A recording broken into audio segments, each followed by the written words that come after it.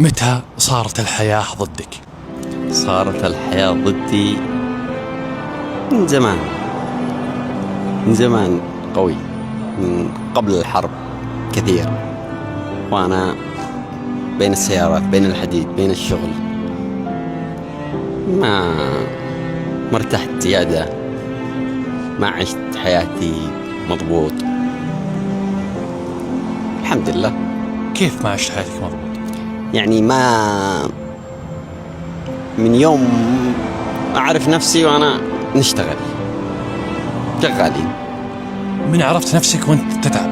ونحن شغالين، نشتغل، نكد على أنفسنا، نكد على الأهل، نكد حياتنا، شغل في شغل، شغل في شغل، شغل في شغل. رفاهية ما في؟ رفاهية قليلة جدا، يعني 5% رفاهية، والباقي كله شغل في شغل. طيب بعد ما صارت الحرب أثر عليك جدا؟ والله الحرب أثرت علينا، أثرت على الشعب اليمني كله، مو أنا بس، الشعب اليمني كله. قبل الحرب يعني كنا عايشين الحمد لله، أمورنا زين.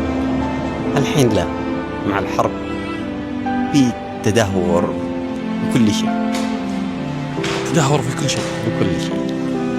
طيب ليش تبتسم؟ باعتباري الحياة ضروري نبتسم لها، الحياة تبتسم لها حتى لو في حرب؟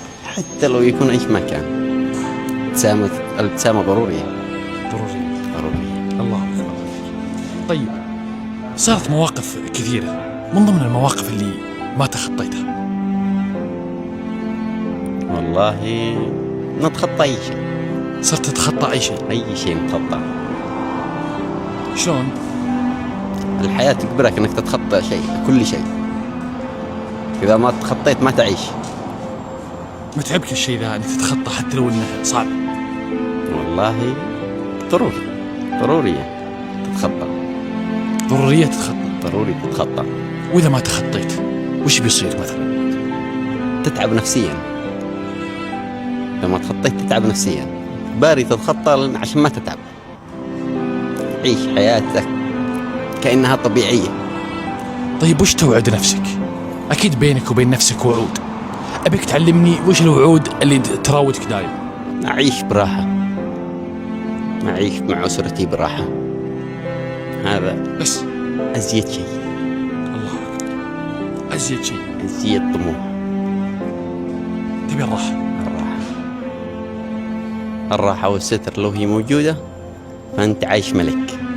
الله أكبر، ملك. ما تبي شيء.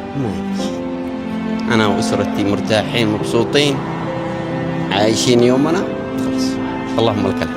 اللهم لك الحمد. يا أخي شكرا لك يا أبوي، والله العظيم قصة نجاح جميلة جدا، وأقسم بيت الله أن نعدكم أخواننا مثل ما تعدوننا أخوانكم، وأن اليمني إني أفرح فيه إذا شفته استانس. الله يهديم علينا بلادنا ويرد بلادكم يا رب العالمين، وإن شاء الله أن الحرب تخلص إن شاء الله. إن شاء الله نشوفكم فرحانين وأجيكم في اليمن إن شاء الله.